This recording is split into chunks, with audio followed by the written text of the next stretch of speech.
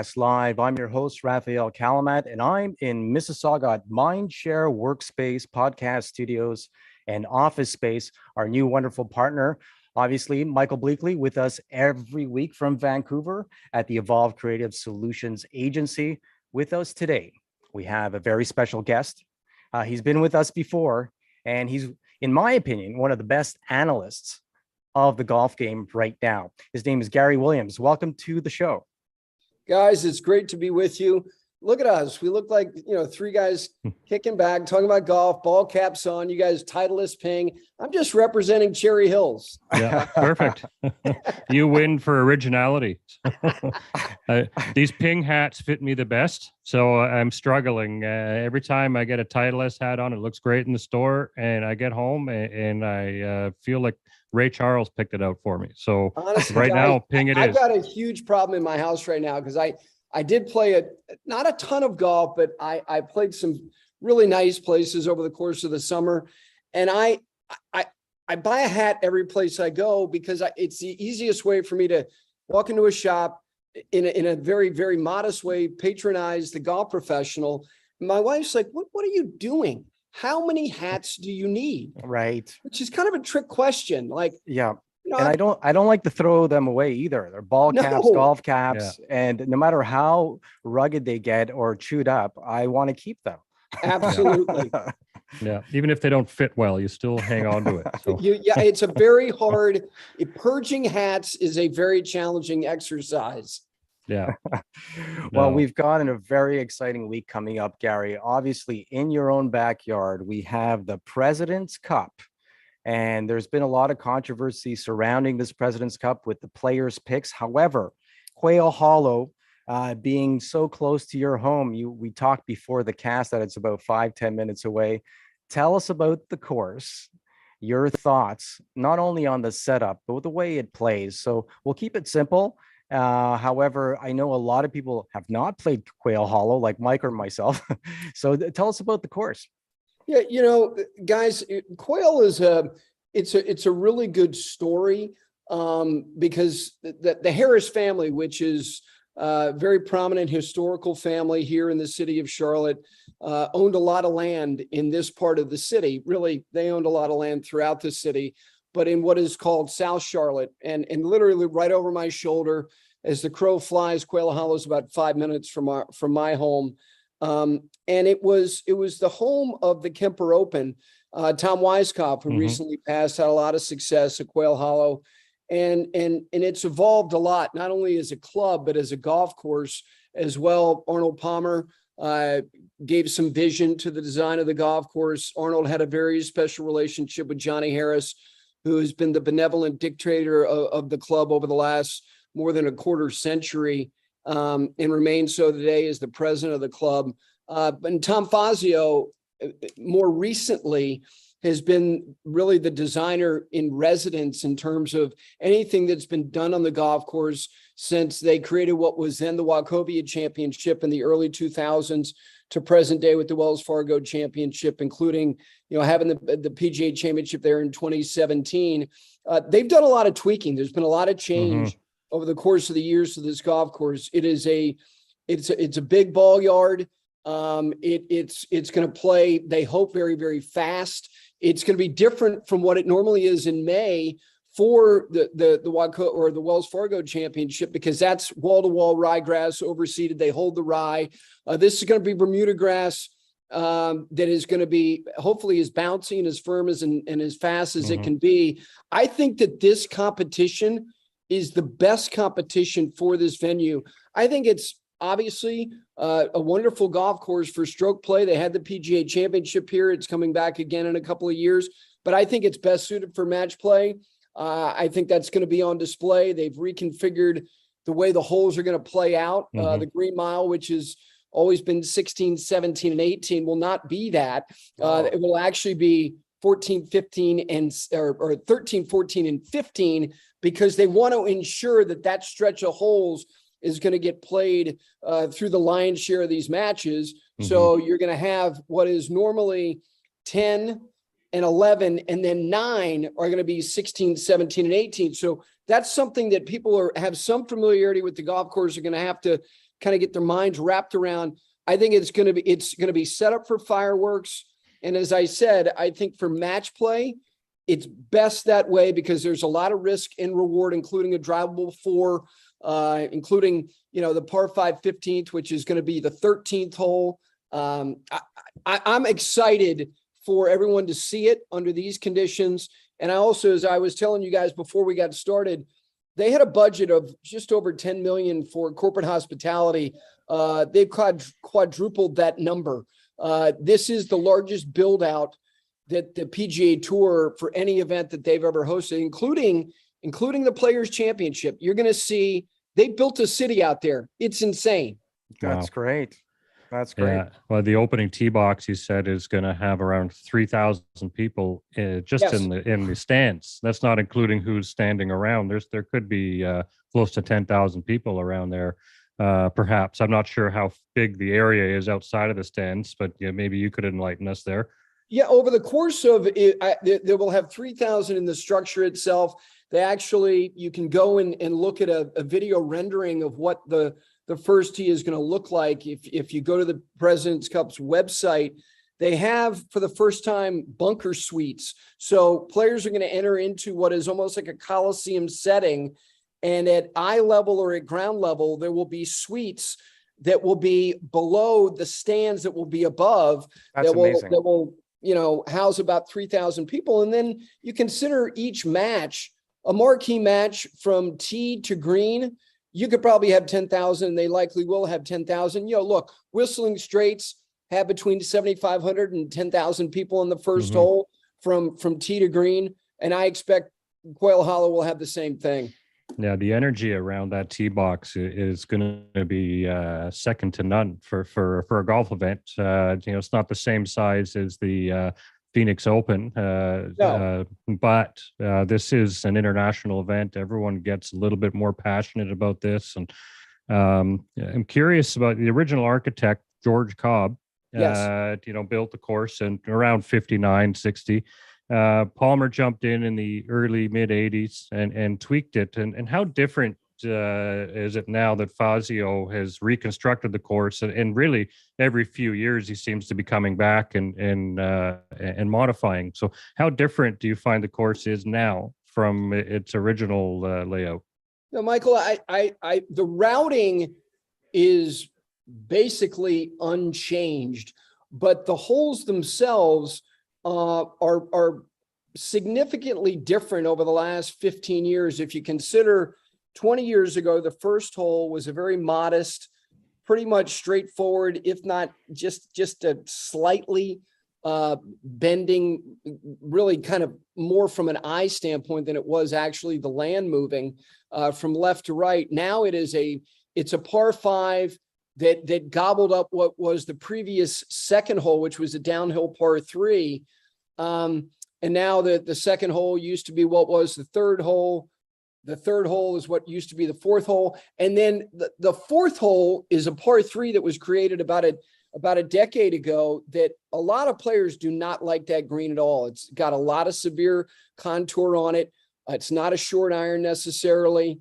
Routing wise, like I said, it's pretty similar, but if you look at the holes in terms of what they optically look like 15, 20 years ago to what they look like today, some pretty significant changes, including 16, which is a totally different hole, which plays all the way down. It's not going to be 16.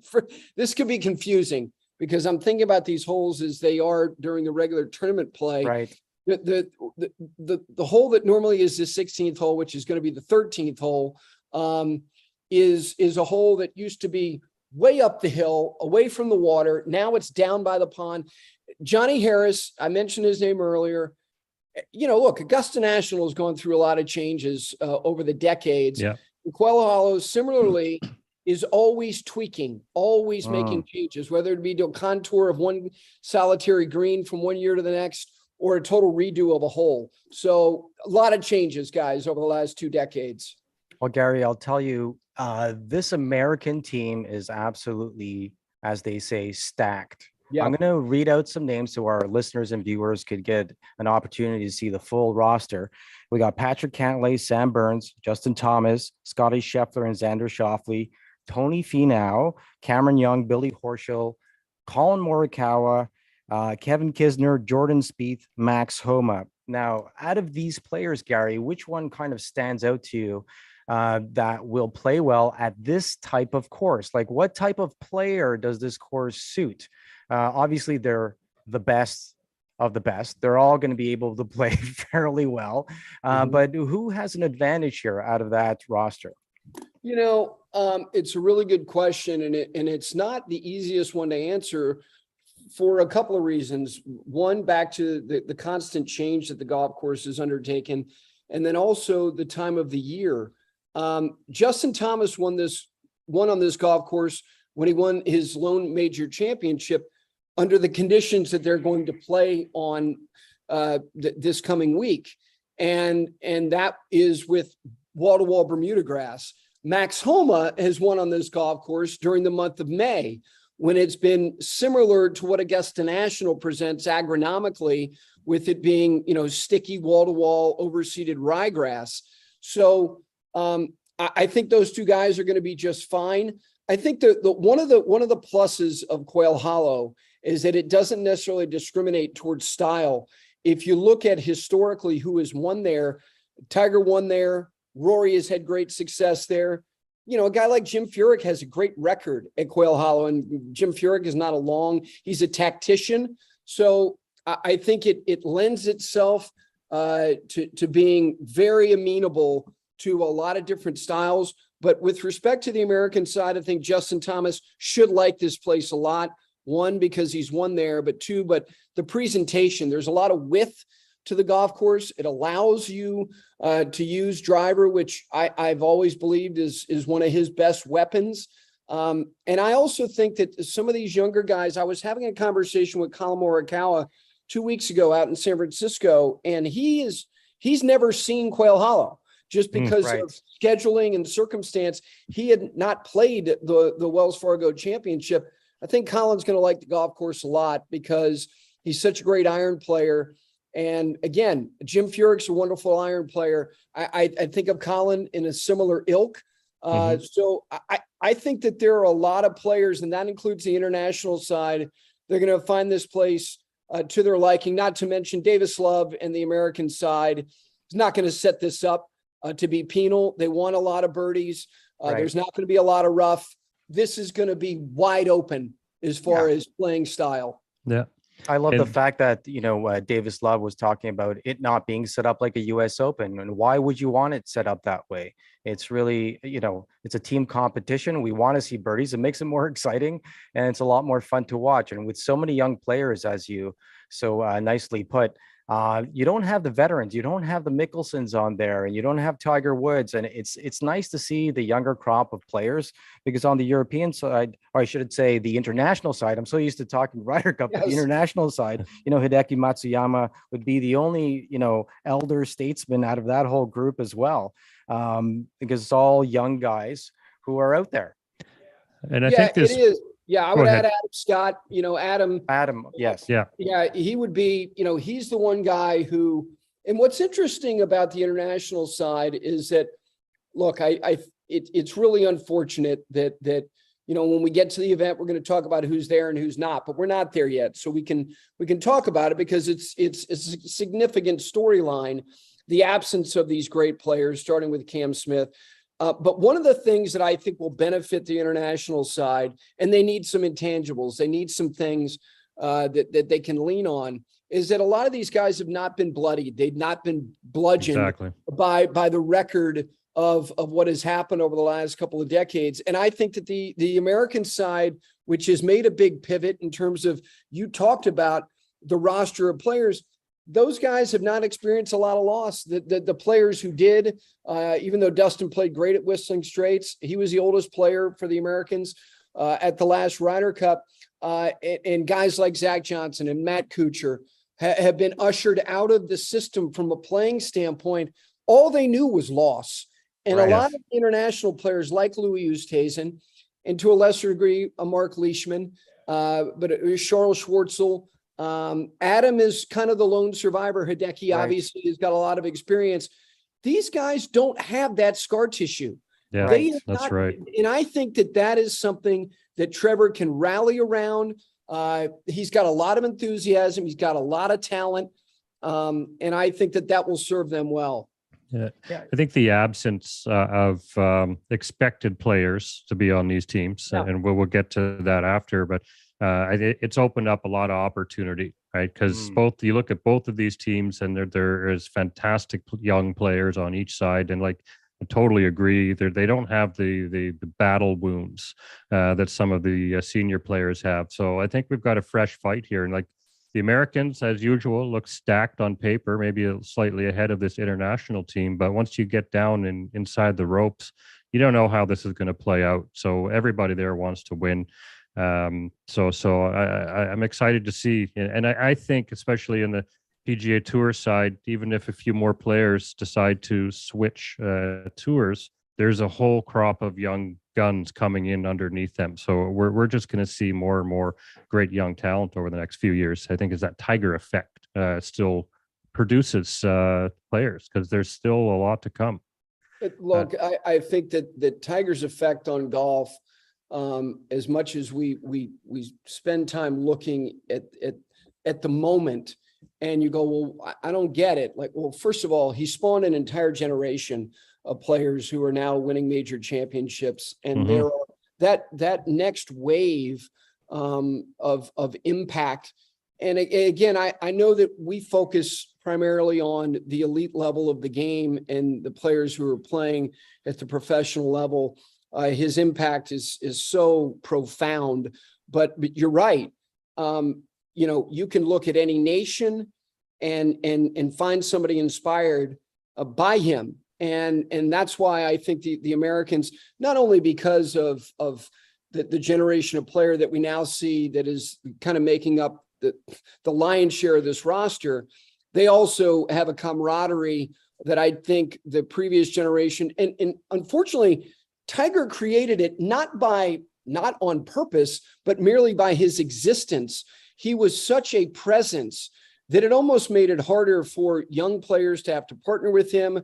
If you look at him historically, he played with a lot of veteran players, starting in '97 at Valderrama on that first Ryder Cup team, when it was Marco Mira, who he already had that relationship with. And, whether it was Steve Pate or Payne Stewart, it was always veterans. It was like, God, you can't put a young guy with him. It would be overwhelming. It'd be suffocating.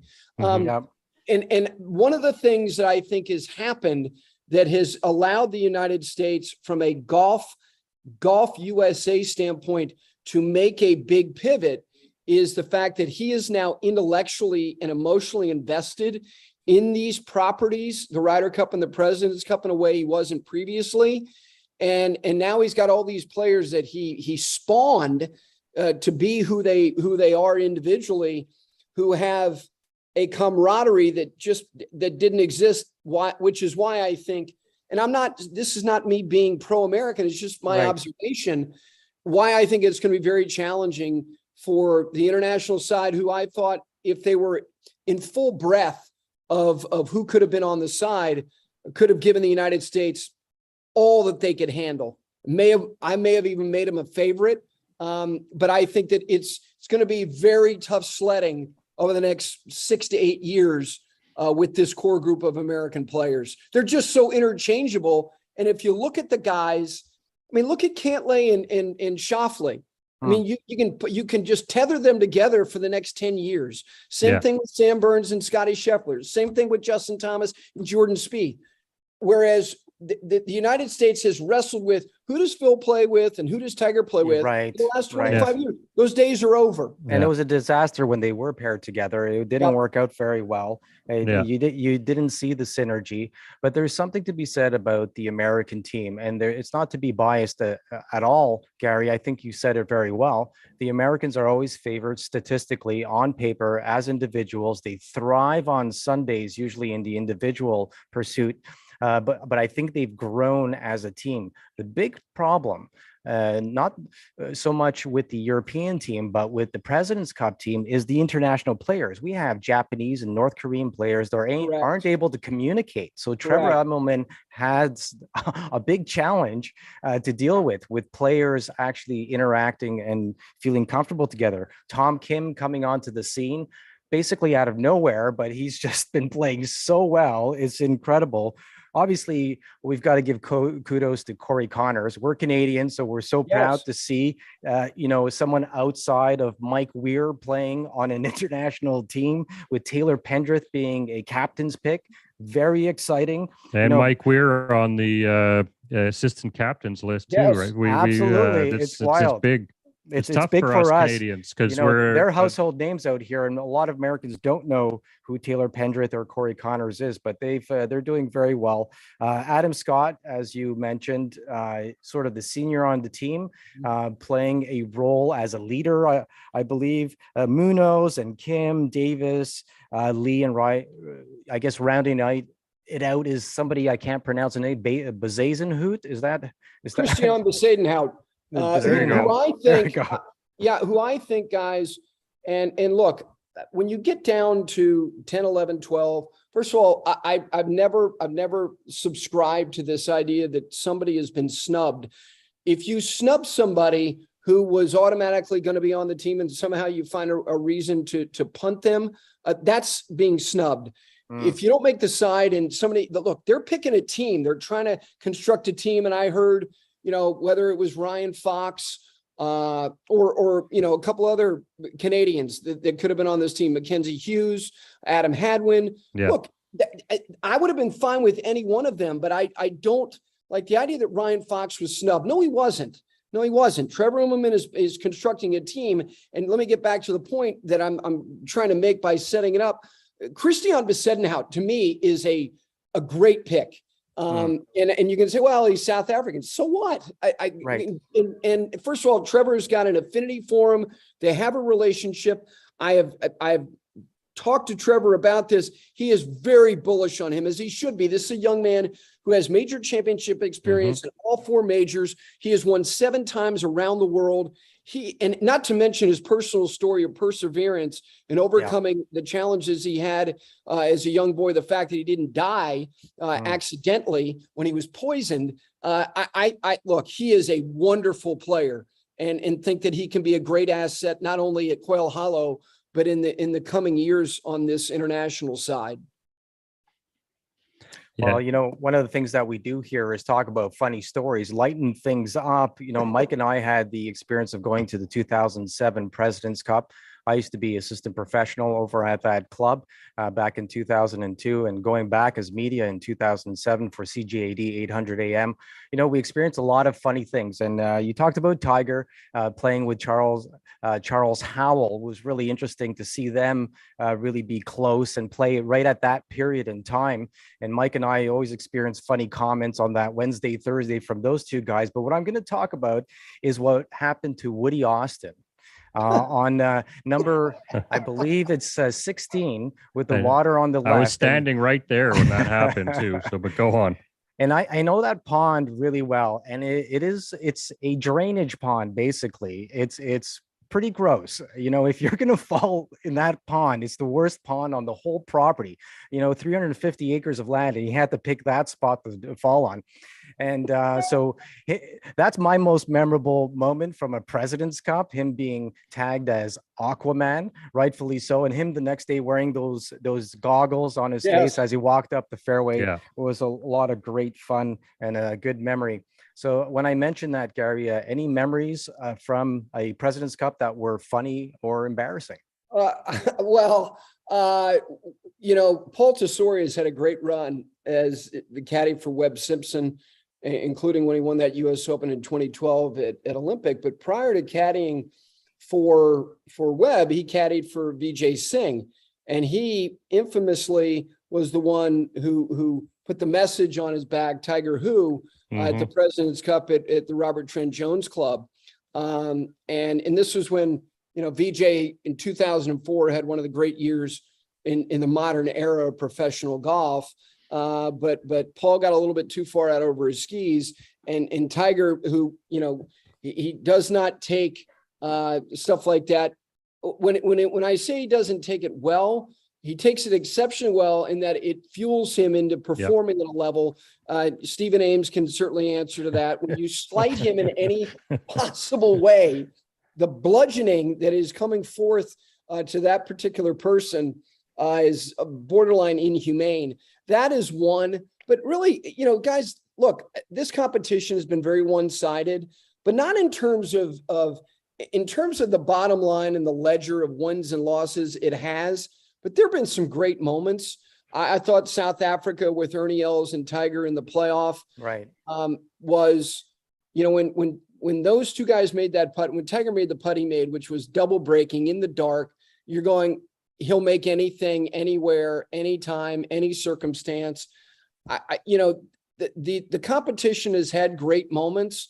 I just hope that that Quail and that these 24 players produce it again, because I thought after Royal Melbourne, which was fabulous theater, and it was, in my estimation, didn't think it then in completeness, but thought in all likelihood it was Tiger's last competitive, President's Cup and likely team competition. And now I think that's a virtual certainty. I thought he played artistic golf that week. I thought it was great to see him partnering with Justin Thomas. I want moments like that. Look, the Aquaman moment with Woody can never be replicated, even though there's a fair amount of water around Quail Hollow. Right. That I can watch that over and over and always still authentically laugh. Do you feel it supersedes his moment of bending a putter over his head? That's just martyrdom at only a Woody Austin level. I've never seen, the self-harm that Woody has inflicted on himself is humorous. But the Aquaman moment's the number one moment. Yeah. Fantastic. Well, that's like, we don't have enough match play in golf, I believe. And, we have the WGC event, which never really guarantees a dramatic finish. You could get a boring Sunday.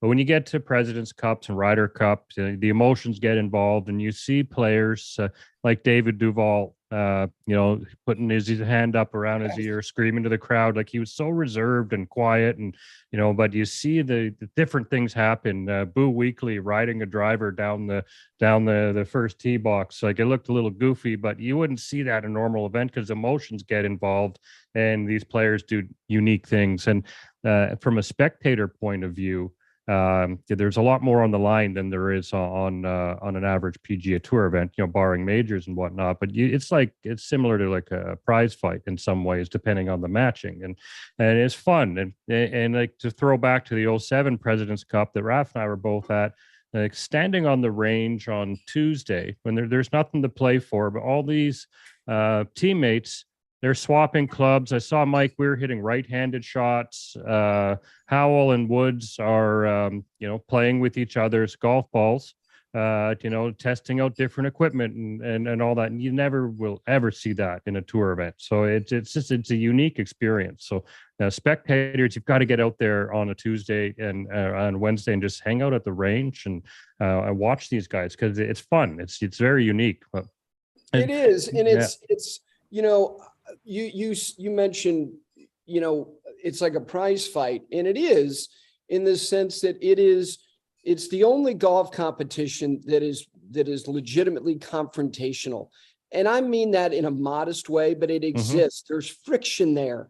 It's not only the strategy of the hole, but it is the competition against the other person or the other two players that you're playing against. And certain players are better suited for a confrontational environment. I'll give you a perfect example of somebody who was a Hall of Fame player, was Ben Crenshaw. His Ryder Cup record is abysmal. And by the way, his playoff record is equally as bad. He was 0-9. Reason? Wow. He hates confrontation. He's like the nicest guy in the world. So it was not suited for him to be in that type of environment. Now, substitute him for Seve Ballesteros or Paul Azinger or Patrick Reed, who is totally comfortable with discomfort or the sense of tension that exists between you and the person you're playing. some people thrive and some people don't. And that's why I think it's one of the great events that we get in the game.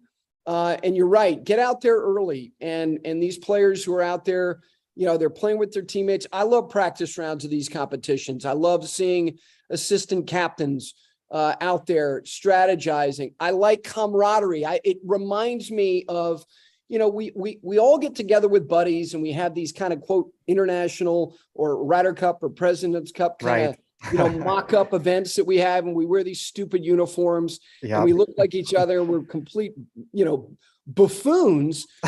It's the essence of fellowship. Right. And that is something that I think that as much as these players make now, and I don't begrudge them for a second, whatever it is they earn. But these guys wouldn't give up these weeks because it's a week that can lend itself to fostering and creating a relationship like Patrick Cantley and Xander Schauffele, who had no relationship before they went to Royal Melbourne. And now what do? They vacation together. They go on trips with their wives together. And Patrick just recently got engaged. I mean, that's what these weeks are. These are relationship building weeks for a lifetime. That's really well put. And I'd love to see one day the international team go against the European team. I'd like to see it mixed up ever so once in a while. And just a friendly reminder to our listeners and viewers, the trophy that you see is actually the old Canada Cup. And you can see all the maple leaves at the bottom of the cup. When you see it up close, it's a beautiful trophy. It's one of the nicest trophies in sport. I like it better than, the FedEx Cup trophy. So certainly it's very contemporary. And I remember when it came into existence, I didn't think it was all that special. But there are some obviously beautiful trophies out there, and that's really one to see. Obviously, everybody knows the Stanley Cup and how it has presence. I feel like this trophy has presence. One of the things I wanted to just finalize with is talk to you about, which hole should we actually keep an eye out for where we'll see some action? Obviously, the par threes, but are any other holes something we should keep an eye on? Yeah, absolutely. I think that, again, the way that this golf course has been reconfigured, they're going to play 1 through 8 in its proper order, and then they're going to move, which was the regular 12th hole will be the 9th hole, and then the 10th hole, which used to be the 13th hole. The 11th hole, I think, will be a fabulous viewing hole. There's a huge build out for that hole. That is a drivable par 4 that has the lake that hole 11, 12, 13, and 14 play around this big lake. And so to me, 11, 12, 13, and 14, the noise that is going to be reverberating from match to match around the lake there is going to be something that I think NBC and Golf Channel will do a great job with drone footage and some of their crane cameras. Because the sound's going to be it's going to be bouncing back and forth like a volley across a net, across that lake. But 11 to me, the short drivable 4 is a very vogue design right now in at every level of golf.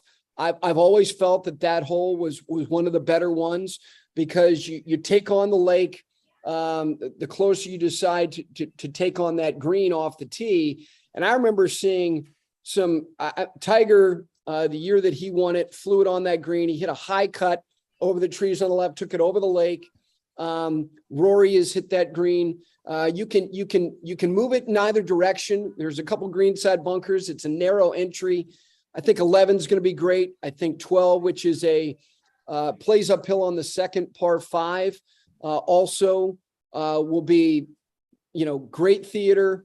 And then 13, as well, will be fantastic. And then if you go to the holes on the front, 7 is a beautiful hole with some of the most prized real estate in terms of homes that are down the right-hand side. There's a creek that runs all the way down the right-hand side. Rory's had some great moments there. Tiger's had Tiger made eagle there a year in which I think he won it. And that's, a very, very gettable par 5. And then 8's another drivable 4. So to me, those are the holes, particularly when you add a partner.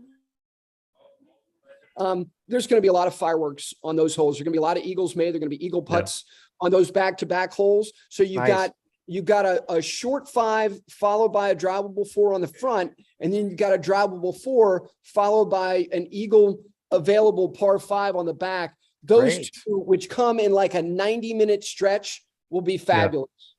Yeah, I love a drivable par 4 on a golf course. I think it bodes well for competition, even as amateur golf. I think it's great. Arnold Palmer, it's one of his signatures to always have one in his design. And he's done a lot of golf courses. He knows what he's doing. So it I bodes think well for our golf game, Mike. We only hit it about 265 on the downhill, downwind. If you play forward enough, it becomes drivable. Right. There you go. So, but Gary, what do you think about the captains and how do they stack up against each other? I mean, both tremendous careers in Immelman and Love. How do you think this will play out in terms of their strategies? And, Michael, I think it's really interesting to examine both these guys, because one is at this is twilight of his captaining career, and that would be Davis Love. And for Trevor Immelman, this is his baptism. And I think it's, Trevor is embarking on a phase of his life that he didn't see coming this early, which was not competitive golf, but calling golf. And he's now the lead analyst for CBS going into the new year. I think he's going to have an opportunity, whether it's immediately or whether it be 4 years down the road, 6 years down the road. I don't think this will be the only international side that he captains. I think that, if you consider the deck being stacked, not only being on the road, but all the circumstances surrounding it. And I will tell you that for both of these guys, it's no surprise that their personal ties for Davis to Quail Hollow in the state of North Carolina. He went to school at the University of North Carolina. He lived in Charlotte. His father obviously was a golf professional, but Trevor has a lot of personal ties to this town as well. Trevor has one of his closest friends, and maybe his mentor in life, is a gentleman named Rich Davies, who lives on the 15th hole, the regular 15th hole. It'll be the 12th hole during the President's Cup, the par 5. Rich is a South African gentleman who's been very successful in commercial real estate. And so Trevor's parents lived in Charlotte. Trevor has spent a lot of time here. He's got a real affinity for Clemson University, where Rich was a place kicker on the football team. This is very personal and close for both of these guys, but one of them, this is likely the last one. And for the other one, it's his first and not likely to be his last. Yeah. What I think will be interesting is Davis Love has had such input into Team USA for more than a decade now.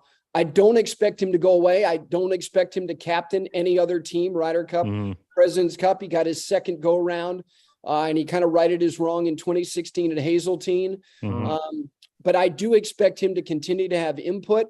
With Trevor, this is the beginning of what I think people are going to see is a highly intellectual guy who comes from a family of golfers. His father, ran a tour. His brother, Mark, was a great instructor. Trevor has got a very high IQ, very good thinker. And I think he's going to comport himself in a way that people who, if you're following golf, you should know who the heck he is by now. But I think you're going to see him in a way that he's going to endear himself to a lot of people at Quail Hollow. Gary, we really appreciate your contribution to coming on our show and helping us grow, for that matter, and talking golf with somebody that has the amount of knowledge that you do, with the amount of players and analysts and people in the business in general that have spent time with you. It shows in your demeanor and the way you're able to carry a conversation with any topic that's thrown at you in the world of golf. So we really appreciate that. If you're just joining us, we're with Gary Williams, former NBC CBS analyst and host over on the Golf Channel as well, now with 5 Clubs Golf. You could always catch him on social media, whether it's on Twitter or on Instagram. Mike, did you want to mention a few things before we round things up? Well, as usual, please subscribe, share, like any of our channels. Every little one helps a lot, as well as follow Gary's channel, 5 Clubs Golf, which is growing quite well. Gary, congrats on that. And Thank you. You got some new team members do you want to We announce? do. Well, yeah, we do. We are, we are approaching a year for us, and like you guys, it's about learning. It's about trying to grow. It's about trying to, get better. It's interesting, Michael, when you say subscribe, like it's funny the things that we say now to advance our businesses. Yeah.